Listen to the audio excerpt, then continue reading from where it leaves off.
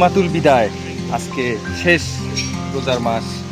আল্লাহ রাব্বুল আলামিন 30টা দিন আমাদেরকে শেষ করলো এই পারফেক্টলি রোজার মাসটা। কালকে আমাদের ঈদুল ফিতর 2026 21 স্যাটারডে। তো আলহামদুলিল্লাহ আমরা মোটামুটি ঈদুল ফিতরটা খুব সুন্দরভাবে উদযাপন করবো সে আশাটাই করি। আর সবার সাথে একসাথে করাটাই হচ্ছে অনেক ভাগ্য। আল্লাহ যাতে সবাইকে খায়ের দান করে এবং সবাই যেন প্রতি বছরেই আমরা যাতে এভাবে ঈদের নামাজ উদযাপন করতে পারি, আল্লাহর কাছে সেই মাস করার কামনা করি। আল্লাহ আমাদেরকে সবাইকে খায়ের দান করুন। আল্লাহ হাফেজ।